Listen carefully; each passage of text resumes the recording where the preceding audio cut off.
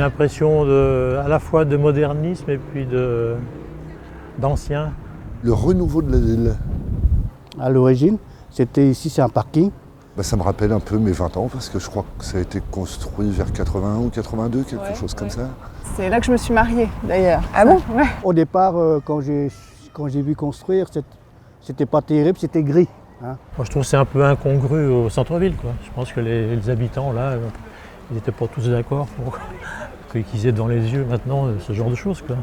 Le premier souvenir en fait marquant, il est beaucoup plus, enfin il est lors de l'inauguration. Mais j'ai le souvenir de la venue d'Urban Sax, où tout le monde était en combinaison blanche de polyuréthane, donc ça allait très bien avec la modernité pour l'époque.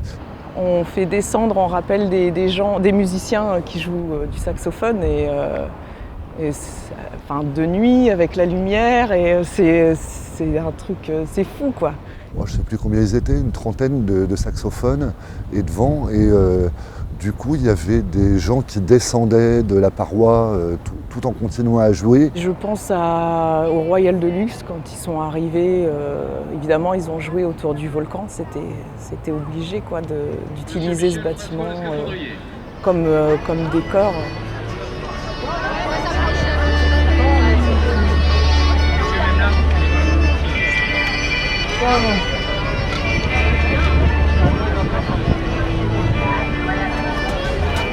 Alignement du conteneur, top, dépôt du conteneur.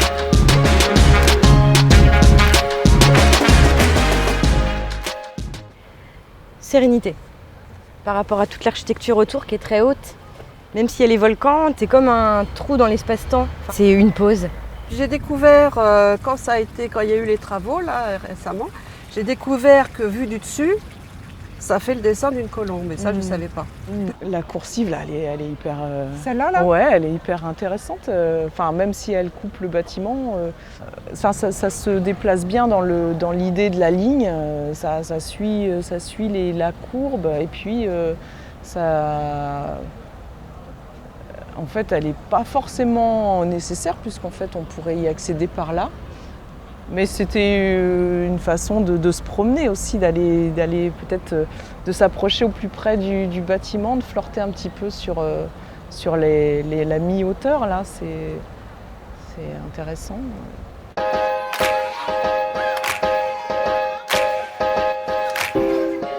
En fait, moi je l'imagine plutôt deux bonhommes. C'est étrange peut-être parce qu'on est habitué à l'architecture du volcan et que c'est ancré dans les esprits. Parce que c'est quand même assez... ça fait très moderne.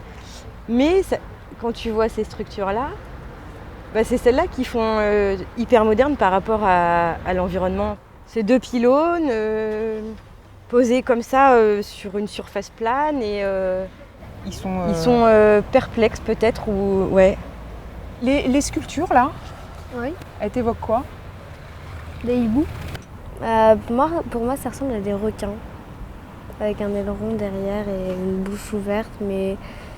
Un bonhomme, enfin une tête de bonhomme. Qui fait quoi? Il Qui y a un crie. bonhomme? Non, pour moi il y en a deux. D'accord, deux têtes. Une tête, ouais, deux têtes et qui crient parce qu'ils ont la bouche grande ouverte. Moi, je sais que par exemple, les deux nouvelles sculptures là m'ont intriguée. Je savais pas du tout ce que ça représente. Et j'ai remarqué qu'avec les amis, on n'arrive pas à se faire un avis dessus. Il y en a qui voient par exemple deux petits requins. Moi, j'ai vu deux masques vénitiens. Il y en a un qui avait un oiseau une fois, une mouette plus précisément. Sculpture, moi j'imagine tout de suite mes volatiles. Vous voyez, c'est une colombe qui représente à la fois la liberté. Vous voyez une colombe? Oui, je vois une colombe. Vous voyez le bec, les ailes. Et on voit les pattes qui est allongées et son œil. C'est une colombe schématisée. Hein.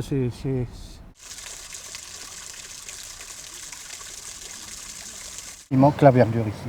Qu'il y ait de l'eau et pas de plantes, ça me dérange. J'aurais vu beaucoup plus de verre et trouvé une magnifique pelouse avec plein d'arbres, des choses un peu japonisantes. Ce serait bien, c'est mettre des verdures. Un jardin pour cacher la ville. Vous avez l'impression d'être dans un jardin perdu. Vous voyez. J'aurais mis des plantes grimpantes, comme du lierre ou des choses comme ça. Ça aurait fait quoi? Ça aurait fait plus d'animation et plus de motifs. Puis ça aurait mis un peu plus de vie, enfin naturelle, mais du côté insecte. Enfin, Ah oui. pas humaine. Je trouve que c'est trop humain justement. Ce qui manque, c'est bon, les deux colonnes, on aurait dû mettre des arbres. Vous voyez, ça donne un peu plus de. Je pense que mettre du verre, c'est pas nécessaire en fait. Ouais. Je pense pas que ce soit utile et que ça apporte quelque chose. Et là, ça là, ça apporte ou pas? Bof. Bof. Ouais. C'est... Puis le long, blanc comme ça, puis le long sur des plantes, des plantes vertes, des roses, des fleurs.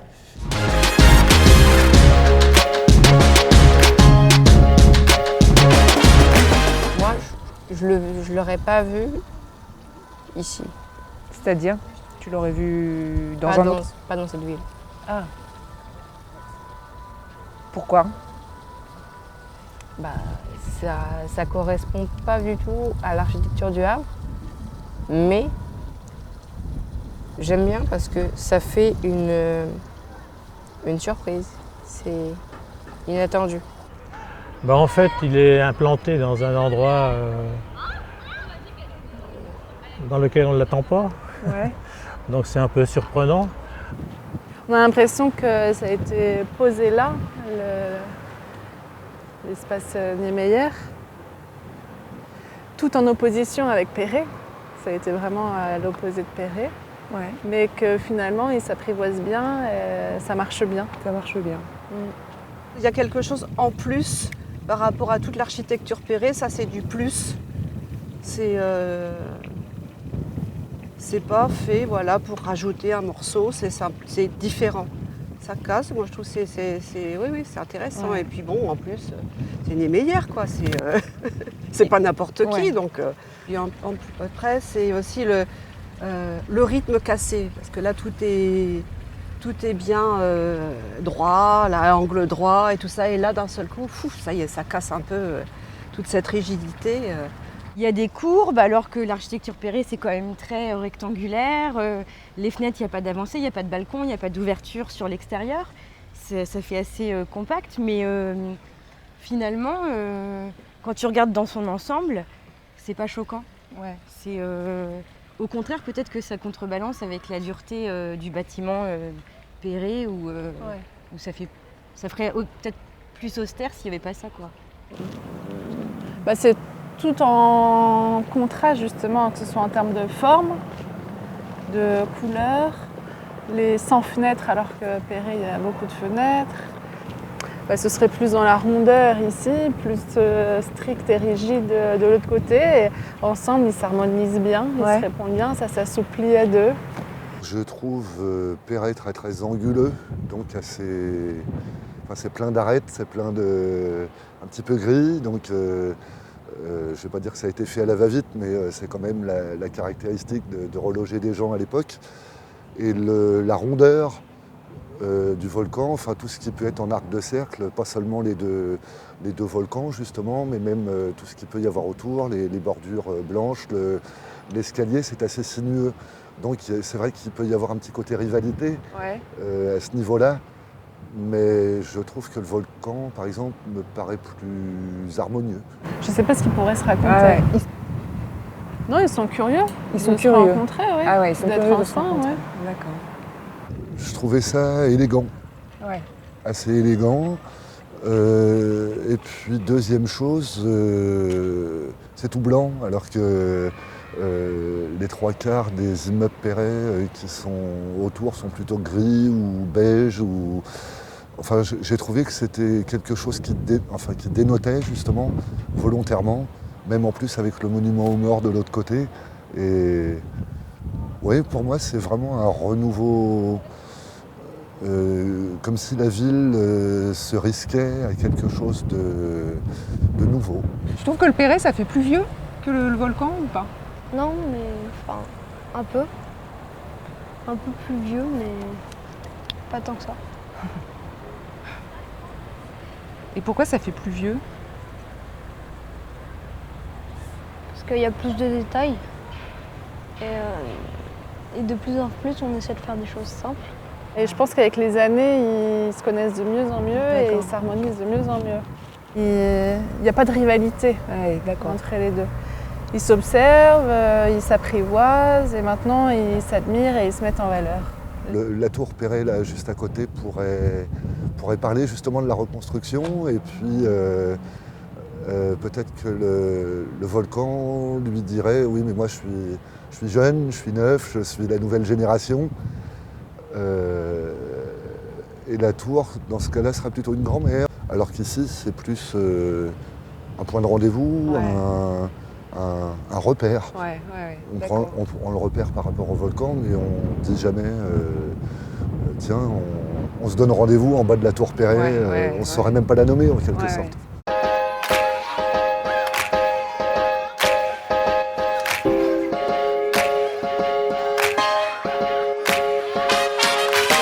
J'aime bien la forme et il a un côté pour moi très moderne avec le blanc, je ne sais pas si du verre ou du plexiglas tout autour. C'est arrondi, c'est doux. Quand on est ici comme ça, on ne sait pas où on arrive en fait. C'est rigolo. L'escalier, bon, il est sympa, un peu, il tourne en rond, ça fait un tire-bouchon et puis on atterrit en bas. Je trouve qu'il donne une impression de vitesse, un peu de griserie. Pour l'avoir pris en patin à roulettes et puis en vélo ou des choses comme ça, quoi. Ça aide à rentrer petit à petit, justement comme dans un autre monde. C'est, comme je dis, au fur et à mesure qu'on descend, c'est beaucoup plus calme. Et on est vraiment dans la structure en fait. On ne voit pas, on voit plus les villes, on l'entend plus. Ça donne envie de descendre, de savoir par quel chemin on va descendre.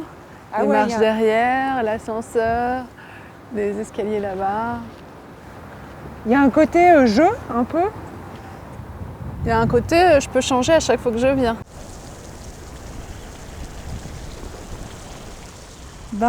J'aime beaucoup cette place-là. On est un peu comme dans une petite bulle en fait. On entend au loin le son de la circulation, les gens qui parlent. Côté protecteur en plus, enveloppé par les lignes qui courent autour de nous, c'est plutôt rassurant. Une bulle, comme je disais tout à l'heure, en fait, quand tu es au volcan, t'es en dehors de la ville un peu en fait.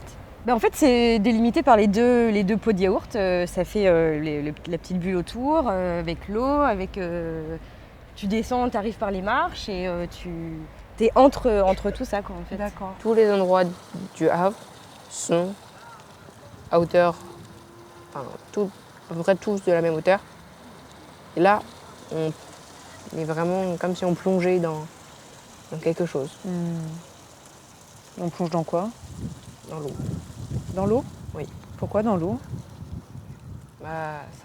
La main rappelle l'eau, le bassin et le fait qu'on soit à côté du bassin du commerce. C'est comme si on plongeait dans un deuxième bassin. C'est comme plonger en fait, on n'a plus que les bâtiments d'Oscar Niemeyer. On est vraiment en fait dans sa création. D'accord. Avec toutes les courbes partout. Ça fait beaucoup de place, je dirais, qui est occupée par rien. Je pense qu'il y a trop d'espace, en fait, qu'il faudrait continuer la terrasse jusque-là. On entend le son de l'eau, de la cascade. Puis après, tout ce qu'il y a environnement, quoi, les voitures, les bus qui accompagnent. Et là? Là, après, on est dans la cuvette. Ouais. Qui coupe un peu tous les bruits extérieurs, quoi. Et avec le bruit de l'eau sur la main. Ça fait quoi ce bruit de l'eau? C'est très reposant. Ouais. On va dire même pas, on pourrait s'échapper carrément de son corps, quoi. Ouais. Avoir l'esprit vraiment ailleurs, puis penser à autre chose, quoi. Vraiment s'échapper du monde réel, quoi. Parce que c'est très agréable. Après, on va dire il manque les oiseaux, il manque d'autres bruits qui va avec, quoi. On va dire qui fait partie de l'eau, quoi. Mais sinon, c'est très reposant. On se met là, on prend pas besoin de musique ni rien, c'est posant, quoi. Ouais. On entend le bruit de l'eau. Donc c'est comme une petite oasis là, de calme au milieu de la ville. Ça me fait penser au fait que oui, l'eau c'est une denrée qui se raréfie, déjà qu'elle est mal distribuée dans le monde. Ça me fait penser à ça en tout cas. Et le fait qu'elle coule d'une main, c'est comme si on essayait de l'offrir. Le ruissellement de l'eau est à la fois, par moments, on donne des doutes parce que c'est mystérieux. L'eau est mystérieuse. Et donc mystérieux parce qu'elle peut être, elle est tranquille. Elle peut aussi être cruelle.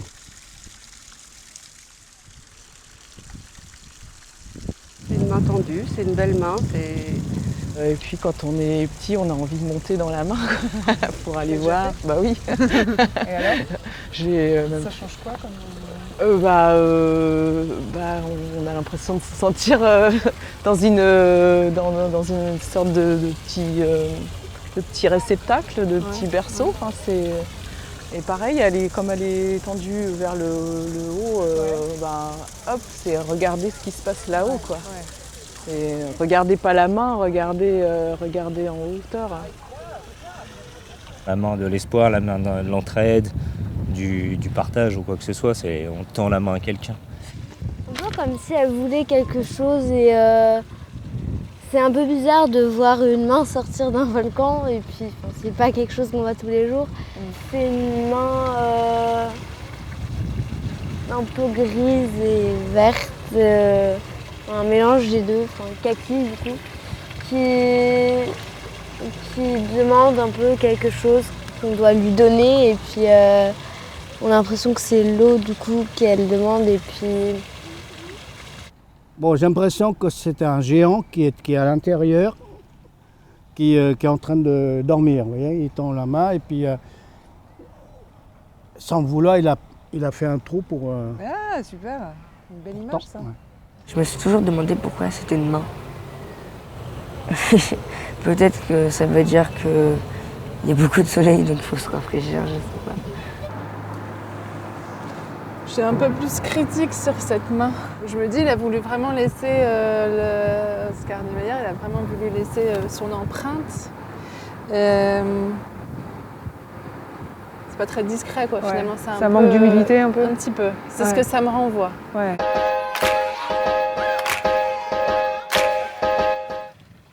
Wow, c'est blanc. J'aime beaucoup sa blancheur. Ça brille de loin en fait. Oui, le fait que c'est peint en blanc, c'est froid, quoi. C'est froid. Ouais.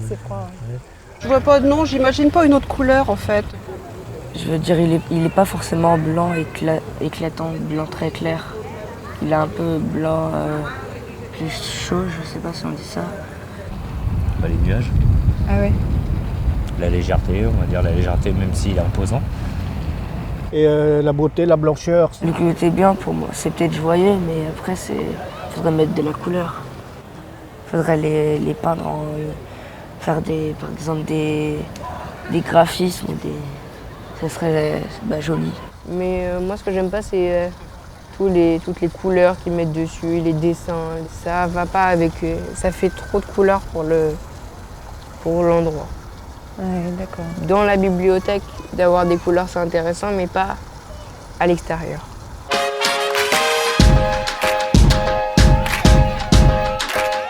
Cylindrique. Cylindrique, ouais.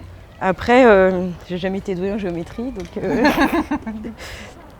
C'est un bâtiment pas forcément comme les autres, un peu courbé et puis Il correspond à rien d'autre de l'architecture dans la ville. On l'a mis ici, à cet endroit-là, un endroit peut-être un peu charnière. Les immeubles alentours sont plutôt ancrés dans la terre. Et là, c'est au contraire, il y a un mouvement vers le haut. Quand je le vois, je me dis, bah oui, il est l'élément peut-être presque central de la ville finalement. Le grand, forcément qu'il est imposant, parce qu'il est fermé, il n'y a pas d'ouverture. Dedans, c'est plutôt carré et sombre. Ouais. Alors que ici, c'est très lumineux et plutôt arrondi. Là, il y a la rondeur. Dans le volcan, il y a toujours la rondeur. Et la rondeur, ça vous donne... Il n'y a pas de... La rondeur, il n'y a pas de temps mort. Vous voyez, la rondeur, c'est quelque chose de doux. Il n'y a pas de temps mort. Pas de temps mort, voilà. Ça finit pas. Ouais. Ouais. C'est-à-dire que c'est comme la Terre, hein, vous tournez autour. Hein. Et puis c'est indéfini, quoi. Hein, c'est comme la lettre 8 là. Ça donne de l'ouverture en fait sur la ville. Ça bloque pas comme un bâtiment rectangulaire. La forme, en plus, elle n'est pas complètement. Enfin, on a l'impression qu'elle n'est pas finie. Elle n'est pas finie. Ouais, elle n'est pas finie. Donc elle s'ouvre sur le ciel. C'est hyper beau en fait. Ça monte. C'est des formes qui. Il y a vraiment à chaque fois une montée comme ça, quoi, une montée vers le ciel. Ça suit le mouvement vers le haut. Quoi. Quand on les regarde, on voit que ça. Hop là. Ouais. On a le regard attiré vers le haut, attiré vers le mouvement ascendant.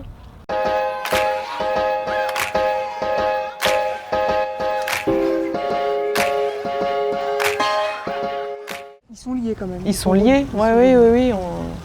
Oui, moi je pense que l'un sans l'autre, il y aurait peut-être un déséquilibre. Ah ouais. Mais en fait, c'est comme si ils avaient étiré le petit volcan en grand volcan. Parce que les fenêtres, elles sont beaucoup plus étirées. Ça fait un peu ouverture. Je sais pas, quand je regarde le haut des fenêtres, ça fait un peu penser quand j'écarte un rideau comme ça. Ah, ouais. Ici, là, le volcan, c'est pas symétrique. Celui-là, il est plus bas. Il y a un côté plus haut que l'autre. Je me suis longtemps demandé, comme c'est totalement blanc, ça fait un peu des lignes comme ça, un peu comme du parquet, étrangement. Ouais. Et je me demande comment il a fait pour faire, justement avec du bois qui est quand même un matériau assez raide, comment il a fait pour faire quelque chose d'aussi en courbe. Franchement, quand je touche, j'ai pas l'impression que c'est du bois, donc ça se trouve, je dis n'importe quoi. Alors, t'as l'impression que c'est quoi en touchant? En tout cas, ça a l'air d'être de la pierre, justement. Ce que j'aime bien, c'est ça fait comme des lattes de bois. On les voit mieux au soleil, parce que ça fait des contrastes. Comme si on pouvait marcher dessus, en fait. Ouais. Et qu'on pouvait atteindre le sommet, mais pour l'instant, on est en bas. Ça ressemble un peu à des grandes planches de bois, mais je suis pas trop sûre. Je pensais au début qu'il était en bois, le volcan.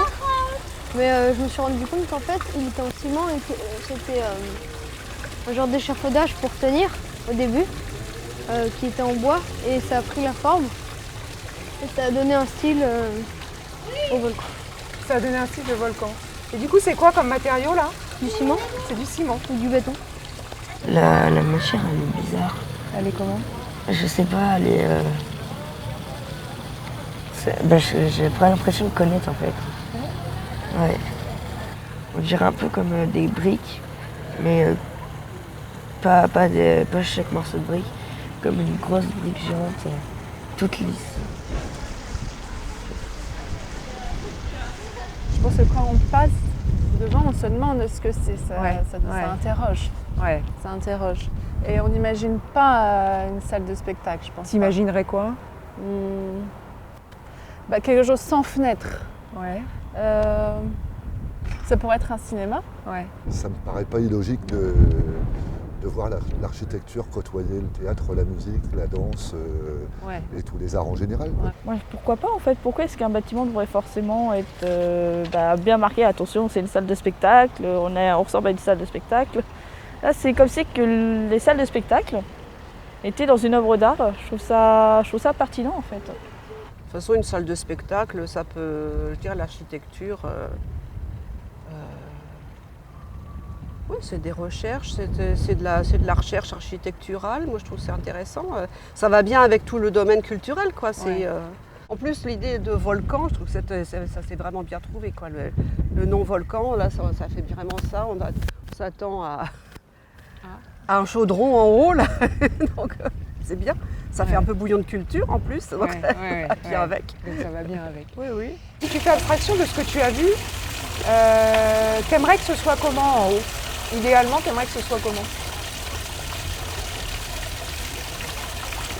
Tout blanc, avec une ou deux cheminées et un contour en ciment, comme là-haut. Une grande terrasse avec un bar. Avec? Un bar par exemple. Comme sur en haut d'un immeuble, une terrasse où on peut boire un verre, tout ça. Regarde, profiter de la vue. Une cheminée. Une cheminée. Les cheminées de centrale, vraiment les grosses. Le pot yaourt, c'est comme une fourmilière. À l'intérieur, il y a la vue. ça grouille de monde. Ce bâtiment-là, il me fait un peu penser à une tente ou une yourte, en fait. Les robes à l'ancienne, là, que les femmes portaient, avec les cercles tout autour, là, les robes longues. Ouais. C'est pas des crinolines? Ouais, c'est ça, une robe à crinoline. Oui, je pense un peu à ça. Celui-là fait plus penser à une soucoupe volante.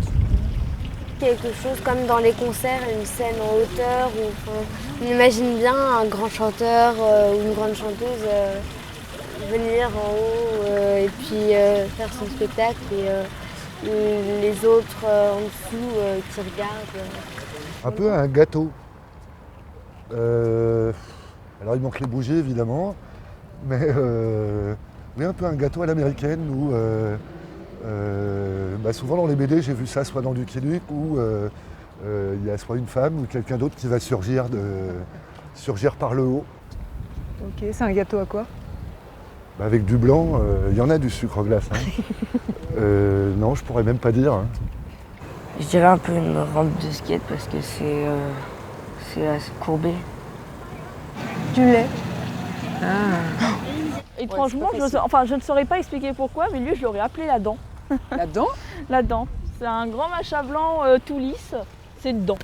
Ça casse les codes et c'est comme s'il était en train de couler, de partir doucement. Et justement, il y a un rapport avec l'eau qui se trouve en bas. C'est comme si c'était un glacier qui fondait et c'est assez cool sur le côté.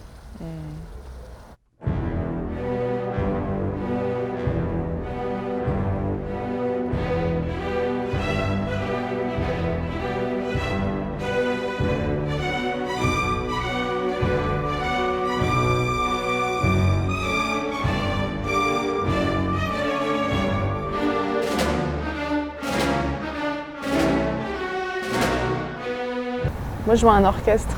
Ouais. Avec plein d'instruments différents.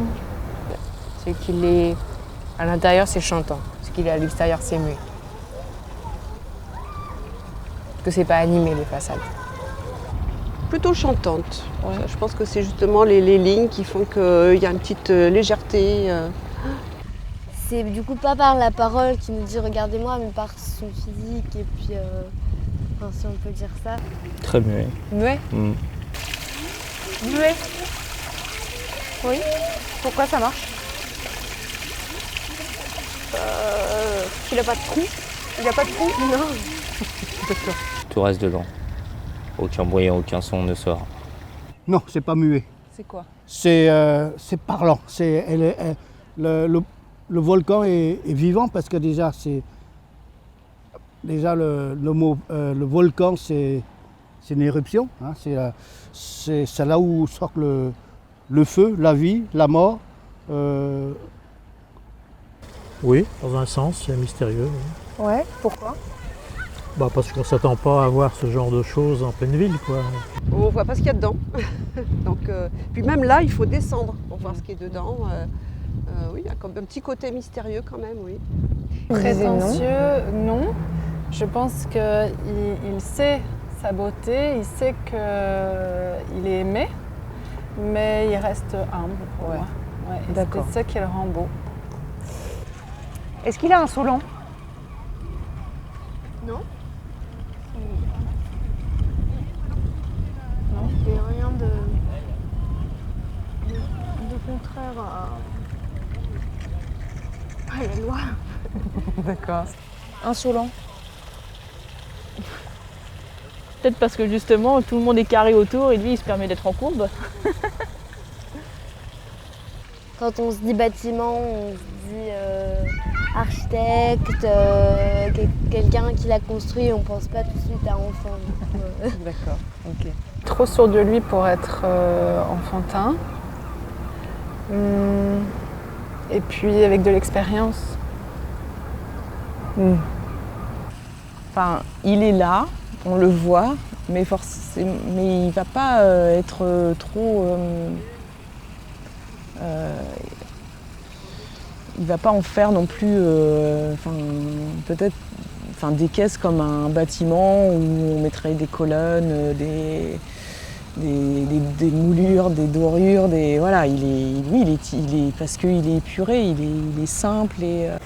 J'ai pensé au singe. Un singe Qui est pas mal. actif, qui va vite. Un ours. Eh oui. Ouais. Pourquoi? La forme. On va dire la carrure, quoi. Mon copain Lounès, avec qui j'étais, il est souvent actif. Comme par exemple le volcan, il est actif. Ma cousine, par exemple, qui a 1 an. Pourquoi ta cousine? Parce que les bébés, ils ont la peau toute douce. Et ça me fait penser. Même si c'est pas tout plat, et qu'il y a des lignes. Mon père. Ouais. Parce qu'il est architecte, du coup. Et, À une de mes tantes. Ouais. Hmm. Pourquoi? Parce qu'elle a toujours été forte sur telle chose, quoi. Peut-être le côté paternel, donc je dirais mon père, peut-être. Ouais. C'est le plus majestueux, c'est un petit peu comme si c'était celui qui veillait surtout, un petit peu la sentinelle, donc le chef de famille. Ouais. Pour mon cas, c'est mon père. C'est marrant parce que tout à l'heure tu parlais de la grand-mère et du petit enfant Ouais, ou du le petit côté cousin. maternel. Et là tu parles d'un le côté père, oui, du décidément. père. Ouais. Finalement, le volcan fait peut-être partie de ma famille. Ouais, c'est ça. Mon père. Ouais. Pourquoi? Assez froid à l'extérieur, mais à l'intérieur, c'est très chaleureux. Enfin, oui, je sais pas comment dire. C'est bien, c'est très bien comme ça. Tu peux pas faire beaucoup mieux, je crois.